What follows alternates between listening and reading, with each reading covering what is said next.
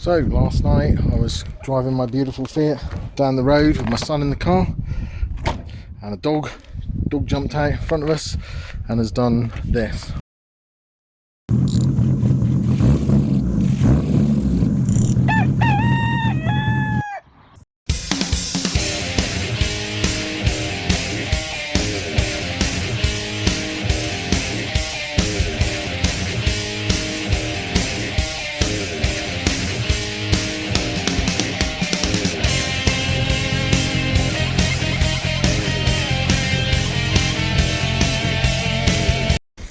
So it's pushed this all back, snaps all the distributor here.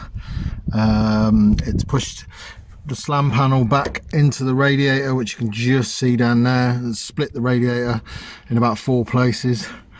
It's ripped the coil out.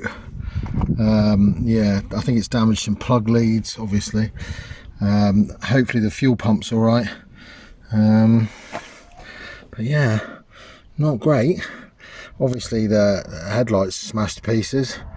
The bonnet now is too far forward because it's pushed all the slam panel back in, so the bonnet opens like, rather than opening like that, it opens right out. So yeah, I think quite a lot of work to be done, really.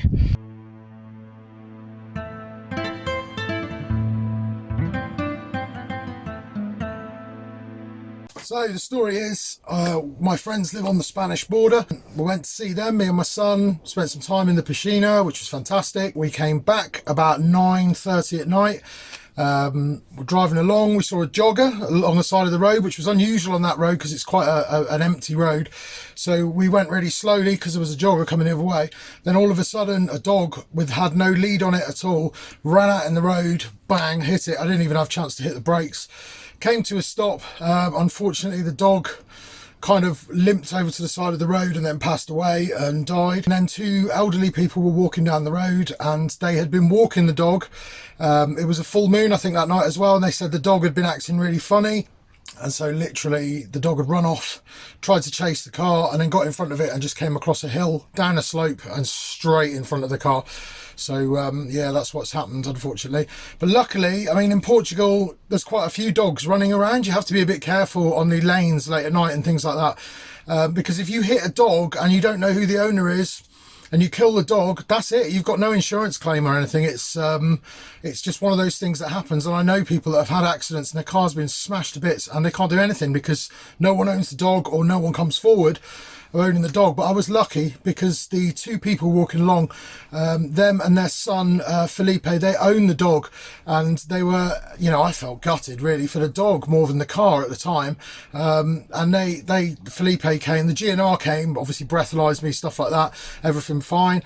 And he admitted total fault and said, like, you know, any help you need. Obviously this was in Portuguese, so I needed a bit of a translation, but yeah, so now it's going through insurance, and it takes a bit of a while because it's a civil matter, not a car hitting a car, which would have been done really quickly, but a car hitting a dog is a civil matter, so it's slightly slower. But they've admitted fault, they're fully insured on the dog, which is amazing. So hopefully we're going to get the car in the body shop quite soon. I've had the assessor come out, he even offered to buy the car, so you know, that's how nice the car is. I love it.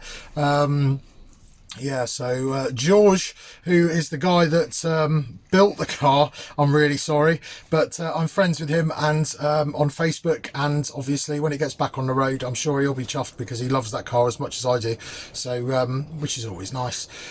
So yeah, that's where we are. The car is off the road, banged up, and I'm waiting to hear from insurance.